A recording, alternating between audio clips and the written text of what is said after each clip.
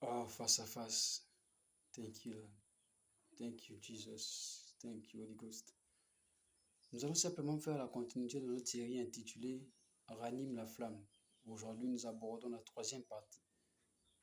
Et dans la deuxième partie de notre message, nous avons expliqué que nous sommes responsables de l'accélération de notre croissance spirituelle par le canal de 2 Pierre chapitre 1, versets 5 à 6 que nous avons expliqué.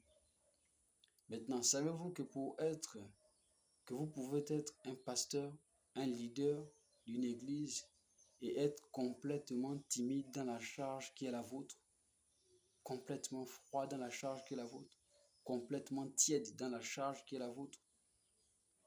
C'est le cas de le dire quand nous pouvons observer ce que l'apôtre Paul a dit à Timothée dans 1 Timothée chapitre 1 verset 6. Il dit ici, c'est pourquoi, je te le rappelle, ranime la flamme du don de Dieu que tu as reçu lorsque j'ai posé les mains sur toi. Il dit ranime.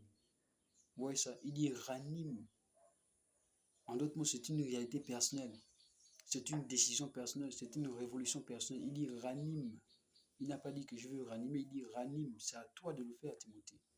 Il dit ranime. Le mot ici ranime, ranimer vient du mot grec anasopureo, qui veut littéralement dire rallumer, qui veut littéralement dire enflammer son esprit, qui veut littéralement dire ranimer ses forces et son zèle. Maintenant, la question à se poser est comment entretenir cette flamme afin qu'elle soit toujours en feu et que nous n'ayons pas toujours à venir la ranimer. Comment entretenir ce don? C'est ce que nous allons ici parler voir dans Romains chapitre 12 au verset 11. La Bible dit ici dans Romains 12, 11, « Ayez du zèle et non de la paresse. Soyez fervents d'esprit et servez le Seigneur. » Il y a trois choses très importantes ici que nous allons expliquer. La première chose, c'est « Ayez du zèle ».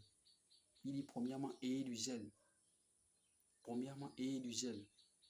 Le zèle ici, c'est le mot grec qui signifie zéo. Zéo. Ce mot veut littéralement dire bouillir de chaleur. Ce mot veut littéralement dire être chaud. Maintenant, la question c'est combien parmi nous ne sont pas zélés et combien parmi nous sont zélés. Vous voyez, c'est un constat personnel, c'est une réalité personnelle. Il s'agit d'une chose individuelle parce que l'apôtre Paul a dit à Timothée, ranime. Nous n'avons pas tous besoin d'être ranimés. Il y a non qui ont besoin de ranimer la flamme. Maintenant, l'une des choses que vous devez comprendre, c'est que nous ne pouvons pas nous cacher derrière le zèle des autres. Vous ne pouvez pas vous cacher derrière le zèle des autres. Vous ne pouvez pas vous cacher derrière le courage des autres. Vous devez ranimer la flamme. Le salut est personnel. Le zèle est personnel. Dans votre ministère, ayez du zèle. Dans votre consécration, ayez du zèle. Dans votre service, ayez du zèle. Ce n'est pas parce que tu as été réprimandé que tu vas perdre ton zèle pour l'évangélisation. Ce n'est pas parce que tu as été corrigé que tu vas perdre ton zèle pour le nettoyage à l'église. Ayez du zèle. Il n'y a pas de bon caractère sans correction. Ayez du zèle.